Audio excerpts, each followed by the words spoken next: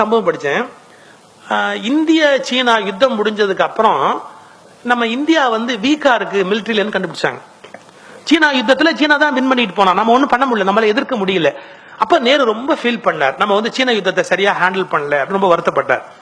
அப்போ காமராஜர்கிட்ட பேசிட்டு இருக்கிறார். உங்களுக்கு என்ன ப்ராப்ளம்னு கேட்கிறார் காமராஜர். அப்ப சொல்றாரு, நமக்கு ஆர்ம்ஸ் அண்ட் அம்யூனிஷன்ஸ் பத்தாது, அமெரிக்கால இருந்து தான் வாங்கணும், பட் அதுக்குரிய ஃபண்ட் நம்ம கிட்ட இல்ல, அதை நம்ம கொண்டு வந்தாதான் உடனே நம்ம வந்து நம்முடைய ஆர்மியை ஸ்ட்ரெங்தன் பண்ண முடியும். இதுல என்ன விஷயம், அமெரிக்கால வாங்க வேண்டியது தானே, எல்லாத்தையும் நிறுத்தி விட்டு பணத்தை போட்டு வாங்க வேண்டியது தானே அப்படி. அதுக்கு நேரு சொன்னாரு, நம்ம வாங்கிட்டோம், ஆனா அங்கேருந்து இங்க ஷிப்மெண்ட் பண்ண முடியல. ஏன்னா முதல்ல அங்கேருந்து வெளியே அனுப்புறதுக்கே ஒரு கேரண்டி கேட்கறான், என்ன பணம் கொடுக்கல, ஒரு கேரண்டி கேட்கறான்.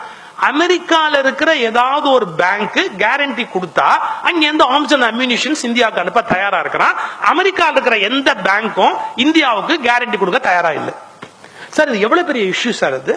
அமெரிக்கால இருக்கிற எந்த பேங்க்கும் இந்தியன் கவர்மெண்ட்டை நம்பி ஒரு கேரண்டி கொடுக்க தயாரா இல்லை அப்படின்னு காமராஜர் ரொம்ப சாதாரண ஒரு லாங்குவேஜ்ல கேட்டாராம்.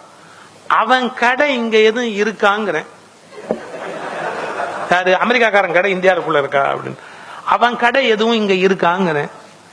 நேரு யோசிச்சுட்டு சொன்னாராம், இருக்கு, அமெரிக்கன் எக்ஸ்பிரஸ் பேங்க் இருக்குல்ல, பேங்க்ல இருக்கு அமெரிக்கன் எக்ஸ்பிரஸ், அதை மூட சொல்லு, அது இங்க மூட சொல்லு.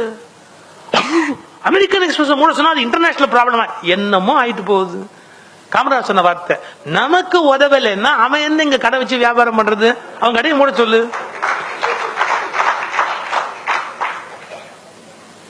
நேரு ஒரு வினாடி யோசிச்சுட்டு, சரி என்ன பரவாயில்லன்னு இங்க இருக்கிற அமெரிக்கன் எக்ஸ்பிரஸ் சேர்மனை கூப்பிட்டு, எப்ப இந்தியன் கவர்மெண்ட்டுக்கு நீங்க சப்போர்ட் பண்ண தயாரா இல்லையோ அதுக்கப்புறம் இந்தியாவில் நீங்க வந்து இருக்க முடியாது, நான் கவர்மெண்ட் டெசிஷன் எடுக்க போறோம்.